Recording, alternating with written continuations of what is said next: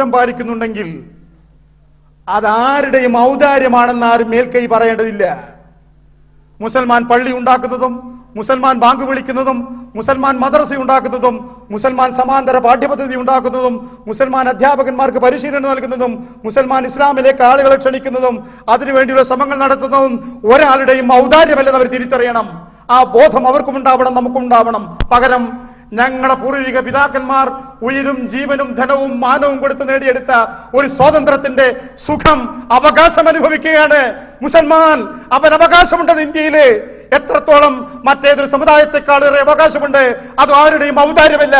ഞങ്ങളുടെ സംസ്കാരത്തെ, ഞങ്ങളുടെ ആദർശത്തെ അത് കൈമുതലായി കൊണ്ട് നടന്നുകൊണ്ട് അതേസമയം ഈ ദൂരം പാലിച്ചുകൊണ്ട് തന്നെ ഞങ്ങളുടെ ദേശസ്നേഹം നിലനിർത്താനും അതേസമയം മതനിഷ്ഠയുടെ പേരിൽ ഭരണഘടന സ്വാതന്ത്ര്യത്തിന്റെ പേരിൽ പൂർവിക പിതാക്കൾ എഴുതി വെച്ച മതത്തിലെ മൗലികാവകാശത്തിന്റെ പേരിൽ മുസൽമാൻ തന്റെ ഐഡന്റിറ്റി കാത്തു സൂക്ഷിക്കുന്നുവെങ്കിൽ ആരുടെയും മോശാരമല്ല, ആരുടെയും ഔദാര്യമല്ല. ഞങ്ങളെ പൂർവികന്മാരുടെ ഉയരാണത്, ഞങ്ങളെ പൂർവികന്മാരുടെ മാനമാണത്, ഞങ്ങളെ പൂർവിക പിതാക്കളുടെയും പിതാമഹന്മാരുടെയും ജീവന്റെ ജീവൻ കൊണ്ട് ലഭിച്ചതാണത്, ഞങ്ങളുടെ അവകാശമാണത് എന്ന തിരിച്ചറിവുണ്ടാവണം.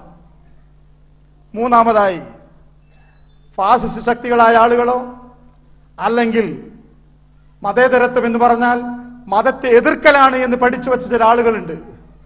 തോക്കിൻ കുഴിയിലൂടെയുള്ള വിപ്ലവം അവസാനിപ്പിച്ച് പാഠപുസ്തകത്തിലൂടെയുള്ള വിപ്ലവത്തിന് വേണ്ടി നടക്കുന്ന പാമരന്മാർ. ആരെയാണ് ഞാൻ ഉദ്ദേശിക്കുന്നത് പേര് പറയാതെ തന്നെ തിരിച്ചറിഞ്ഞല്ലോ. കമ്മ്യൂണിസത്തിന്റെ ചരിത്രം പഠിക്കാൻ രസമാണ്.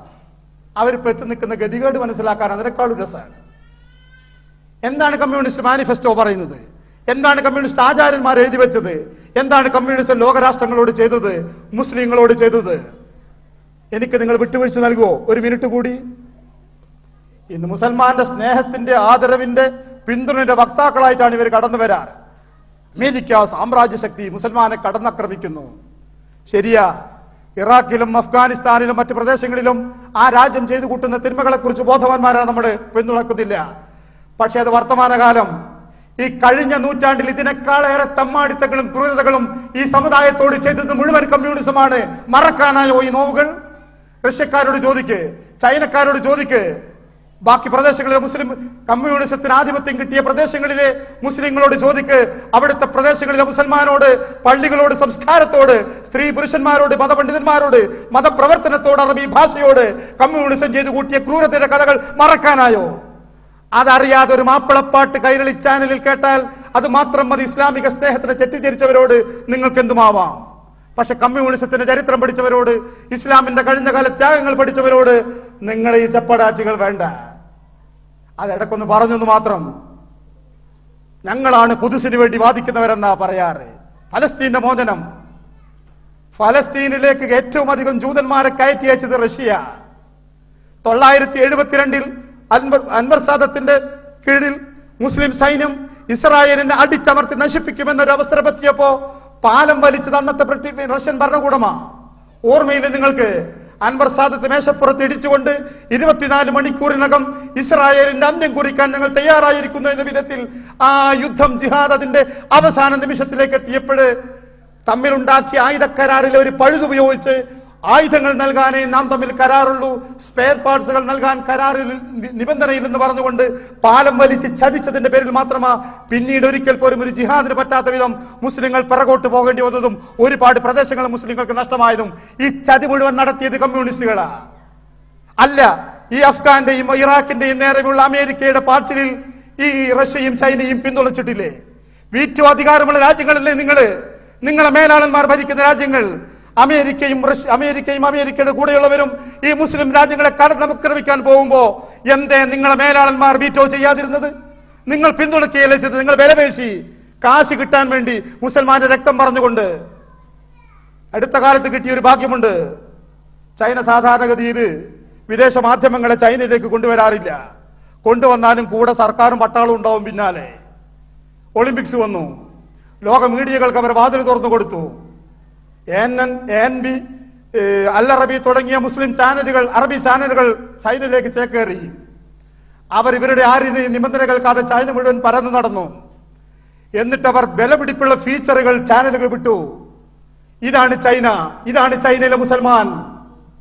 ചൈനയിലെ മുസ്ലിങ്ങളുടെ കണ്ണീരിന്റെ കഥ മുഴുവൻ ഒപ്പിയെടുത്തു. അവർ നിരന്തരമായി വന്നുകൊണ്ടിരിക്കുന്നു. നിരന്തരമായി മുസ്ലിങ്ങൾ താമസിക്കുന്ന പ്രദേശങ്ങളിൽ മാത്രം വെള്ളമില്ല, അവർക്ക് മാത്രം വെളിച്ചമില്ല, അവർക്ക് കൃഷിയിടങ്ങളില്ല, അവർക്ക് ആരോഗ്യ വസ്തു ക്രമീകരണങ്ങളില്ല, ഒന്നുമില്ല. ഇതാണ് സ്വർഗീയ ചൈന. അതിനെക്കുറിച്ച് ഒരു ക്ലാസ് എടുക്കണമെന്ന് വിചാരിച്ചിരുന്നു. കാരണം അത്രക്കുണ്ടാ വിഷയങ്ങൾ. ഇവരാ മുസ്ലിങ്ങളുടെ സ്നേഹത്തെ പറ്റി പറയുന്നവര്. അതിരിക്കട്ടെ, ഞാൻ പറഞ്ഞു വന്നത് അതല്ല. ഈ ഫാസിസ്റ്റ് ശക്തികളോ മതേതരത്വം എന്ന് പറഞ്ഞാൽ മതമില്ലാതാക്കി തീർക്കലാണെന്ന് ശപിക്കുകയും ചെയ്യുന്നവര്, കുട്ടികളിലൂടെയൊക്കെ പാഠഭാഗങ്ങൾ തിരുക്കി കയറ്റിയിട്ട് വരുന്ന തലമുറയെ, ഈ ഉമ്മത്തിന്റെ തലമുറയെ ഇസ്ലാം എന്താണെന്ന് തിരിച്ചറിയാത്ത, ഇസ്ലാമിനോട് കൂറില്ലാത്തൊരു പ്രത്യേക വിഭാഗമാക്കി മാറ്റിയെടുത്ത് കളയാമെന്നൊരു വ്യാമോഹം നിങ്ങളെ ആരുടെയെങ്കിലും മനസ്സുകളിലുണ്ടെങ്കിൽ മുസൽമാന്റെ അവസാനത്തെ തുള്ളി രക്തം കേരളത്തിൽ ഉറ്റി വീഴുന്നത് വരെ ആ മോഹം നടപ്പില്ലെന്ന് തിരിച്ചറിഞ്ഞോളൂ. ഇത് മുസൽമാന്റെ വാക്കുകളാണ്. ലോകത്തൊരിടത്തും കാണാത്ത മുസൽമാൻ. അറബി ഭാഷയുടെ ചരിത്രം പഠിച്ചവനാ ഞാൻ. ആ ഭാഷക്കെതിരെ ഉണ്ടായ ത്യാഗങ്ങൾ പഠിച്ചവനാ ഞാൻ. പക്ഷെ ആ ഭാഷ പഠിക്കാനുള്ള അവകാശത്തിന് വേണ്ടി മൂന്നിച്ച് വിലപ്പെട്ട ജീവൻ നൽകിയ ഒരു പ്രദേശത്തിന്റെ സന്തതികളായി സംസാരിക്കുന്നത് അബ്ദുൽ മജീദും റഹ്മത്തുറഹ്മാനും കുഞ്ഞിപ്പയും. ലോക ചരിത്രത്തിൽ അതാണ് അവരുടെ ഇടം. പടച്ചവൻ തെരഞ്ഞെടുത്തൊരു ഭാഷ, ഒരു മതത്തിന്റെ ഭാഷ, അത് പഠിക്കാനുള്ള ശ്രമത്തെ, അത് പഠിക്കാനുള്ള സ്വാതന്ത്ര്യത്തെ അതൊരു മതത്തിന്റെ ഭാഷയായി പോയി എന്നതുകൊണ്ട് മാത്രം ഈ മതേതരത്വവും വിഷാദതയും സംസാരിക്കുന്നവരുടെ കഴിഞ്ഞ തലമുറയിൽ, കഴിഞ്ഞ കാലഘട്ടത്തിലെ ഭരണകൂടം അടിച്ചമർത്താൻ ശ്രമിച്ചപ്പോ ഞങ്ങളെ ജീവൻ തരാം എന്നാൽ പോലും അറബി ഭാഷ പഠിക്കണം, പഠിപ്പിക്കപ്പെടണം, അറബി കോളേജുകൾ നിലനിൽക്കണം, അറബി പാഠപുസ്തകങ്ങൾ നിലനിൽക്കണം, അറബി അധ്യാപകന്മാരുണ്ടാവണം, അറബി സംസ്കാരം വേണമെന്ന് പഠിപ്പിച്ച ഒരു തലമുറയിൽ അംഗമാണ് ഞാൻ, നിങ്ങൾ. അതുകൊണ്ടാ പറയുന്നത്, മിശ്ര വിവാഹത്തിന്റെ പേര് പറഞ്ഞ്, യുക്തിവാദത്തിന്റെ പേര് പറഞ്ഞ് മതത്തിൽ നിന്ന് ഈ ഉമ്മത്തിനെ അകറ്റാൻ ശ്രമിച്ചാൽ, ഈ ഉമ്മത്തിന്റെ സന്തതികളെ അകറ്റാൻ ശ്രമിച്ചാൽ നടക്കാത്ത കാര്യമാണ്. അത് നടക്കാൻ ശ്രമിക്കുന്നവൻ സ്വന്തം ശവക്കുഴി തോണ്ടലാവും ഉണ്ടാവുക എന്നത് സത്യമാണ്. സംഗതി നേരാ. മുസ്ലിങ്ങളിൽ ആ വിഷയത്തിൽ പോലും വിയോജിപ്പിന്റെ ചില ഭാഗങ്ങളൊക്കെ കാണുന്നുണ്ട്. അതൊക്കെ ഇരിക്കട്ടെ. ആവശ്യം വരുന്നൊരു സന്ദർഭത്തിൽ പള്ളിയുടെ മിമ്പറുകളിൽ വെച്ച് ആഹ്വാനം നടത്തിയാൽ അവിടെ പിന്നെ കാണുന്നത് എന്തായിരിക്കുമെന്ന് നിങ്ങൾക്ക് തന്നെ അറിയാവുന്നതാണ്. അത് നടക്കാൻ പോവാത്ത കാര്യമാണ്. കാരണം എന്താണെന്നറിയോ? മുസ്ലിങ്ങളായ നമുക്കൊരു ബോധമുണ്ട് നമ്മളെപ്പറ്റി. അതെന്താണ് ആ ബോധം എന്നറിയോ? ഞങ്ങളുടെ ജീവിതത്തിന് നാൾ വഴികൾ ഞങ്ങൾ ജനിക്കും മുമ്പേ എഴുതപ്പെട്ടവരാണ്. ഞങ്ങൾ ഞങ്ങളുടെ ഉമ്മയുടെ ഗർഭാശയത്തിലിരിക്കുന്ന സമയത്ത്, വെറും 120 ദിവസത്തെ പ്രായമുള്ള സമയത്ത് ഞങ്ങളുടെ ജീവിതത്തിന്റെ നാൾ വഴികൾ മുഴുവൻ കുറിക്കപ്പെട്ടിരിക്കുന്നു. ജീവിതത്തിലെ കണ്ണീരും ദുഃഖങ്ങളും നേരത്തെ എഴുതപ്പെട്ടതാ.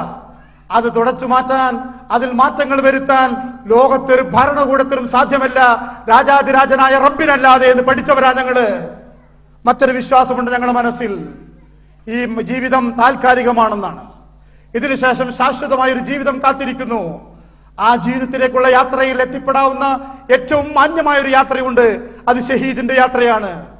ആരാണ് ഷഹീദ് എന്നറിയോ? സ്വന്തം മാനം കാക്കാൻ, സ്വന്തം ധനം കാക്കാൻ, സ്വന്തം വിശ്വാസം കാത്തുരക്ഷിക്കാൻ, സ്വന്തം ആദർശം കാത്തു